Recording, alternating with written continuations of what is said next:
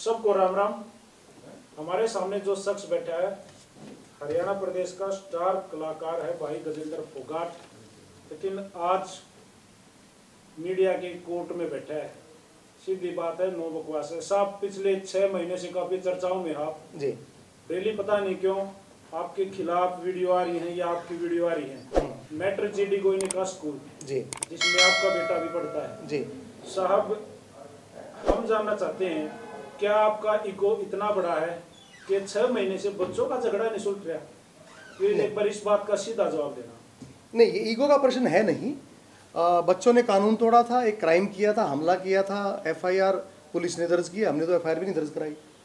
ठीक है जनाब, हमने तो सिर्फ बच्चों के 2 बच्चों को चोट लगी है और वो सारा चीज़ आपके बीच में आ चुकी है। आज एक लास्ट प्रेस कॉन्फ्रेंस शायद अभिभावकों की थी, उससे संबंधित जो भी सवाल है आप प्लीज़ मेरे से पूछ सकते हैं, क्योंकि शुरू से मामला निकालेंगे तो 6 महीने के 6 घंटे लग जाएंगे। बैक टू बैक पूछेंगे सब। उन्होंने एक सीधा सीधा आपके ऊपर एलिगेशन लगाया है कि आप फैसला चाहते ही नहीं। एक्चुअली आप ये चाहते हो पंचायत में कोई कुछ भी कहे, वहां से उठने के बाद में आपकी उंगली हिलने लग जाती है और आप कहते हो माफी मांगो।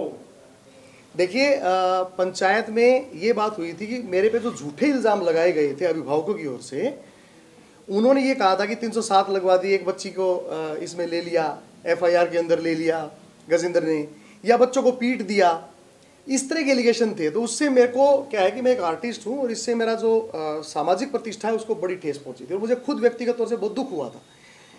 तो जो सेकंड लास्ट पंचायत हुई थी उसमें सभी बच्चे आए थे और 50-60 पंचायतियों के आगे, आप मीडिया में से भी कई साथी थे वहाँ, 50-60 पंचायतियों के आगे, मीडिया के आगे भी उन बच्चों ने ये माना कि गजेंद्र फोगाट अंकल तो थे ही नहीं वहाँ।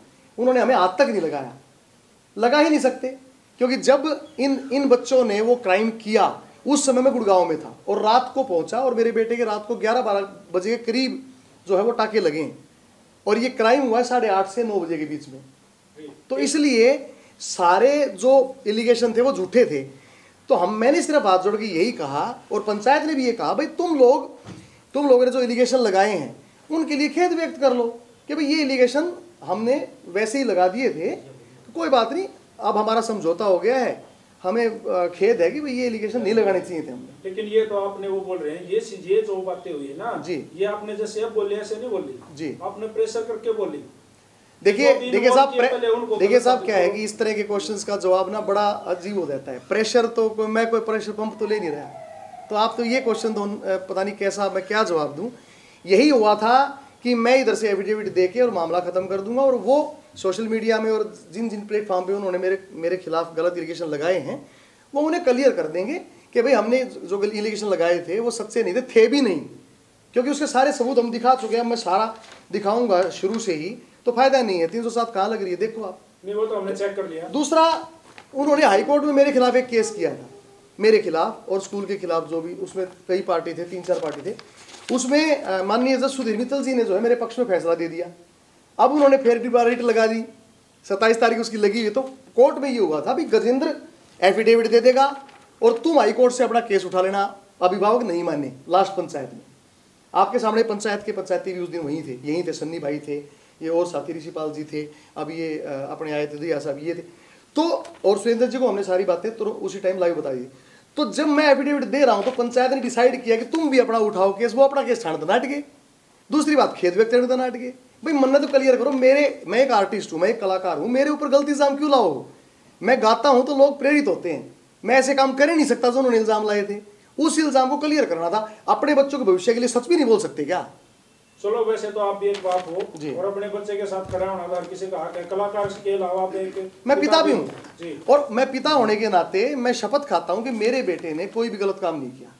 मेरे बेटे पे एलिगेशन लगाया गया कि उसने सिर फोड़ दिया, सिर तो मेरे बेटे का फूट रहा है। दूसरी बात, जो सिर फोड़ रहा है संदीप सांगवान सुपुत्र, अपना हिमांशु सांगवान सुपुत्र संदीप सांगवान, हाल निवासी नजफगढ़ दिल्ली, उस लड़के की वीडियो दिखा के ये दिखाया गया कि गजेंद्र फोगाट का बेटा है, जबकि वो तो हालांकि बेटे हमारे सब बच्चे बराबर हैं, लेकिन वो वीडियो में हिमांशु पुत्र संदीप सांगवान है, ना कि मेरा बेटा है।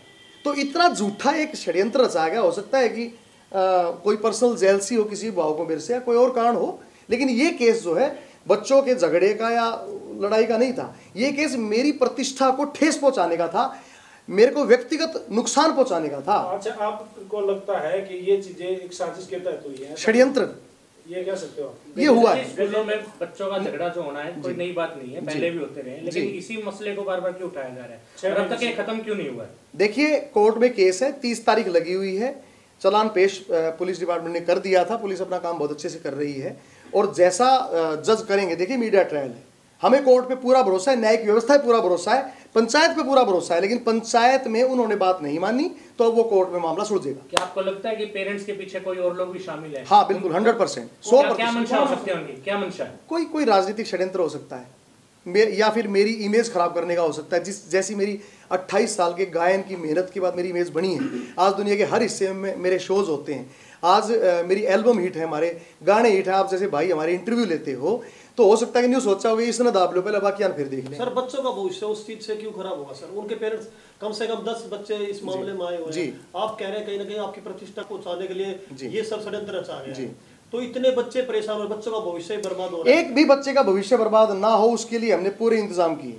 जितने भी बच्चे थे 10th के जो हमले में शामिल थे वो 11th में दाखिला ले चुके हैं कहीं भी, और जो 12th के बच्चे 4 थे, स्कूल ने उनका रजिस्ट्रेशन करा रखा है, एग्जाम दिलाएंगे स्कूल। सर, एक पेरेंट्स ने अभी हमें बयान दिया 4 बच्चे थे, उन्होंने अपने नाम भी कटवा लिए। नहीं, किसी ने नाम नहीं कटवाया। 10th क्लास के स्टूडेंट ने दूसरा स्कूल ज्वाइन कर लिया। दूसरा स्कूल ज्वाइन अपनी विल से किया सबने, और बाकी ये क्वेश्चन स्कूल के लिए बनता है, मेरे से बनता भी नहीं है। सर, क्योंकि सारी बातें सबको मालूम ही है लगभग। जी बिल्कुल, सारी चीज क्लियर होती है क्योंकि टोटल मीडिया पे है जी बिल्कुल, तो फाइनल कर लेते हैं जी।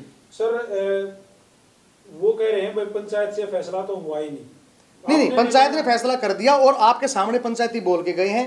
ये बात मेरे से अब दोबारा करने का मतलब है कि हम पंचायत पे भरोसा नहीं करते। मैं पंचायत पे 100% भरोसा करता हूँ।